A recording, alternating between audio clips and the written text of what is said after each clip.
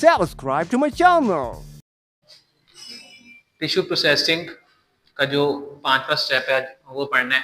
पहले आपने फिक्सेशन पढ़ा, डिहाइड्रेशन, क्लियरिंग, एम्बेडिंग। फिक्सेशन में क्या था कि आपने उसे प्रिजर्व करना था लाइफ लाइक स्टेट में, उसे नेचुरल स्टेट में प्रिजर्व करके रखना था, हार्ड करना था, फिक्स करना था। डिहाइड्रेशन में ये फिक्सेटिव निकालना था उससे, और क्लियरिंग में उसमें आपने जो डिहाइड्रेटिंग एजेंट जो कि अल्कोहल था वो आपने निकालना था। क्लियरिंग करके फिर आपने एम्बेडिंग करनी थी, जिसमें आपने पैराफिन वैक्स इसमें स्टफ की या एम्बेड की या भरी। उसका क्या फायदा हुआ कि टिश्यू आपका हार्ड हो गया। अब आपका टिश्यू तैयार है सेक्शनिंग के लिए या कटिंग के लिए। तो सेक्शनिंग या कटिंग क्या होती है कि आपका ये जो टिश्यू है, आपने इसे अगर काटना है मुख्तलिफ हिस्सों में, 10, 15, 20 पार्ट्स में अगर आपने इसे ब्रेक डाउन करना है, तो इसे आप सेक्शनिंग कहते हैं। अब इसी का जो टेक्निकल नेम है वो माइक्रोटोमी है। माइक्रोटोमी मींस, माइक्रो क्या होगा, स्मॉल, और ये निकला है टोम से, जिसका मतलब होता है टू कट। तो to cut small sections is called microtomy. कि आपने ये जो आपका टिश्यू था, जो आप इन प्रोसेस से गुजार आए हैं, इसके बाद आपने जो इसकी कटिंग करनी है ताकि आप इसे माइक्रोस्कोप के नीचे देख सके स्लाइड पे लगा के, उसके लिए जो आप प्रोसेस करेंगे उसे आप माइक्रोटोमी कहते हैं। अब इसकी जो प्रॉपर डेफिनेशन बनेगी वो है the process of cutting an embedded tissue by means of knives और ब्लेड। अब ये जो टिश्यू है ये एम्बेडेड तक, इसमें आपने पिछला स्टेप पढ़ा जिसमें आप पैराफिन वैक्स कोलाइडन में एम्बेड करते थे, मगर मोस्टली आप पैराफिन वैक्स करते थे एम्बेड। अब इस एम्बेडेड टिश्यू को आपने कट करना है किसकी मदद से, नाइव्स और ब्लेड्स। इन नाइव्स और ब्लेड्स को आप माइक्रोटोम कहते हैं। इस प्रोसेस को तो आप माइक्रोटोमी कह रहे हैं कि जो अमल है काटने का, मगर ये जो ब्लेड है आपके पास, इसको आप माइक्रोटोम कहते हैं। तो टोमी और टोम में ये फर्क होगा कि माइक्रोटोम वो ब्लेड है जो आपकी कटिंग के लिए यूज होगी, जो नाइफ या ब्लेड टिश्यू प्रोसेसिंग में इस्तेमाल होगी उसे आप माइक्रोटोम कहते हैं। अब इसका क्या प्रिंसिपल होता है, किस उसूल के तहत ये काम करता है, इसमें आपने ये लिखेंगे कि एडवांसिंग मैकेनिज्म है ये। एडवांसिंग मैकेनिज्म से क्या मुराद है, जो आपका स्पेसिमेन या टिश्यू है वो एडवांस करता है, आगे की तरफ बढ़ता है, किसकी तरफ, नाइफ की तरफ। टिश्यू बढ़ेगा नाइफ की तरफ, ये रिप्रेजेंट एरो से किया गया। आपका ये जो टिश्यू है नीचे, ये ऊपर नाइफ की तरफ बढ़ेगा, जिसे आप एडवांसिंग मैकेनिज्म कह रहे हैं, तो एडवांस कर रहा है। Where an object is moved to a predetermined distance, आप ये डिस्टेंस डिटरमिन करेंगे, आप इसे आगे की तरफ मूव करेंगे। अब प्री डिटरमिन का मतलब क्या है कि पहले से आपने इसे मुतय्यन किया हुआ, डिटरमिन किया हुआ है। ये क्यों होता है कि आपके पास जो ऑटोमेटेड माइक्रोटोम्स होते हैं उनमें आपने डिस्टेंस पहले लिखना होता है, प्री डिटरमिन, कितना कितने फासले से आप टिश्यू को एडवांस करेंगे। Until it is in contact with blade, ये आपने एडवांसिंग मैकेनिज्म किया जिसमें आपने प्री डिटरमिन्ड डिस्टेंस तय किया। कब तक आप डिस्टेंस तय करेंगे, जब तक ये जो ब्लेड है इससे कांटेक्ट में ना आए। जब ये कांटेक्ट में आएगा तो specimen moves vertically towards microtome, जो माइक्रोटोम था उसकी तरफ वर्टिकली मूव करेगा। दो तरह के मूवमेंट्स हैं, ये वर्टिकल है ऊपर नीचे, ये होती है हॉरिजॉन्टल। तो जो लेफ्ट टू राइट या राइट टू लेफ्ट, तो ये मूवमेंट हॉरिजॉन्टल है, ये अप एंड डाउन वर्टिकल है। तो इसमें आप देखेंगे वर्टिकली मूव कर रहा है टुवर्ड्स द नाइफ। तो इसके बाद क्या होगा, कटिंग हो जाएगी। जब वो मूव करेगा टिश्यू, तो टिश्यू जाके कट हो जाएगा। अब कितनी तरह के ब्लेड्स या माइक्रोटोम हमारे पास होते हैं जो हम इस्तेमाल कर सकते हैं, वो टाइप्स जो हैं वो ये 4 हैं। इसमें अब आपने ये जो टाइप्स हैं ये अलहदा से करना है, ये अलहदा से भी क्वेश्चन आता है और ये इंपॉर्टेंट क्वेश्चन।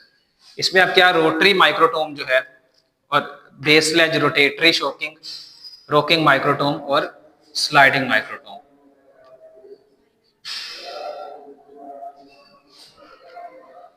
तो ये 4 आपने, वैसे तो इसकी टाइप्स काफी ज्यादा, मगर ये 4 में ही आपने इसे एडजस्ट करना है। नंबर 1 पे rotary, base, sledge, rotatory, rocking और स्लाइडिंग माइक्रोटोम।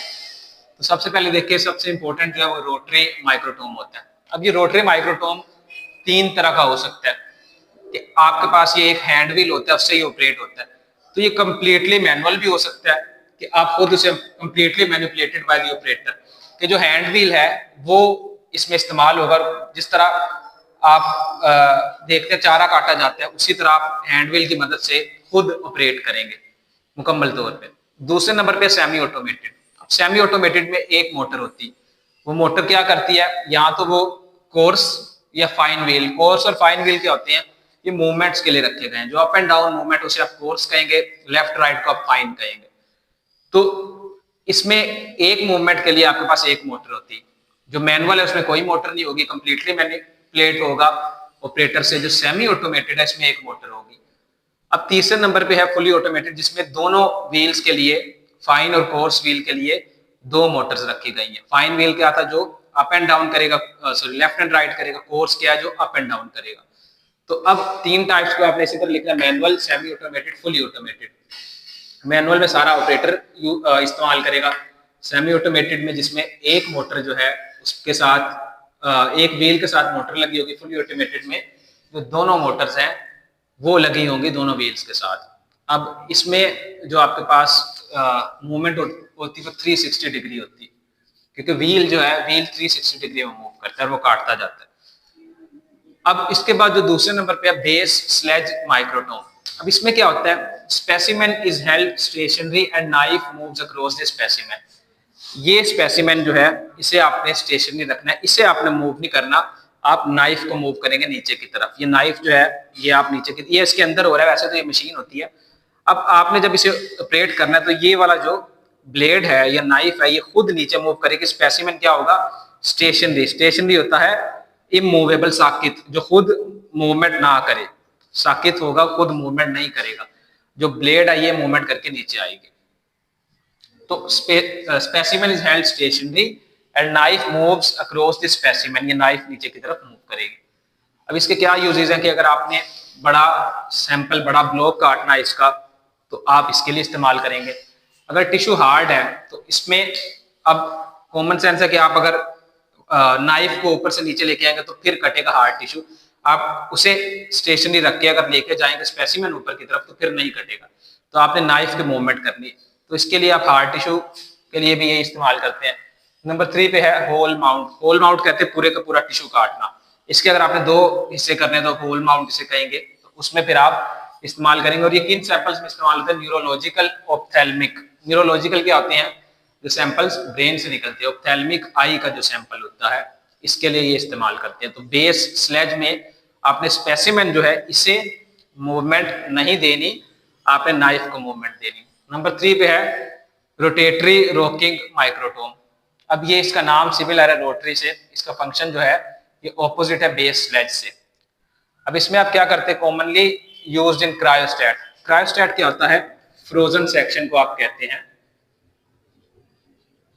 फ्रोजन सेक्शन अब क्या है कि आप कुछ टिश्यूज को टिश्यू प्रोसेसिंग के साथ फ्रीज कर लेते हैं। किस टेम्परेचर पे, -15 टू -30 डिग्री सेल्सियस पे। तो आप इसे जब फ्रीज करते ताकि प्रिजर्व रहे, उस फ्रोजन सेक्शन को काटने के लिए जो माइक्रोटोम आप इस्तेमाल करते हैं उसे आप क्रायोस्टेट भी कह सकते हैं, उसे आप रोटेटरी रोकिंग माइक्रोटोम भी कह सकते हैं। तो ये जो रोटेटरी वाला है ये आप फ्रोजन सेक्शन के लिए इस्तेमाल करेंगे, क्रायोस्टेट के लिए।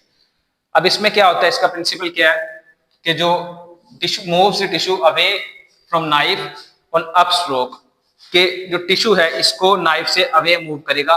इसमें आपके नाइफ क्या है, स्टेशनरी है, मगर टिश्यू मूव कर रहा है। पिछले में आपने देखा नाइफ मूव करती थी ऊपर से इस तरह नीचे काटने के लिए, अब टिश्यू मूव करेगा नीचे से ऊपर।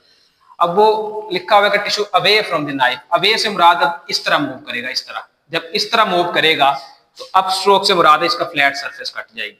तो आप ये देखें, ये अगर आपके पास नाइफ है तो ये आपके पास टिश्यू है, तो आप इसे अगर इस तरह मूव करवाएंगे, सिर्फ उसे टच करके गुजरेगा तो उसका फ्लैट सरफेस काटा जाएगा।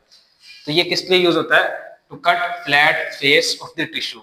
तो इसे आपने मूव करवाना है किस तरफ, away from the knife on upstroke. Upstroke से मुराद इसका सिर्फ ऊपर वाला हिस्सा आप टच करेंगे और फ्लैट फेस इसमें कट जाएगा।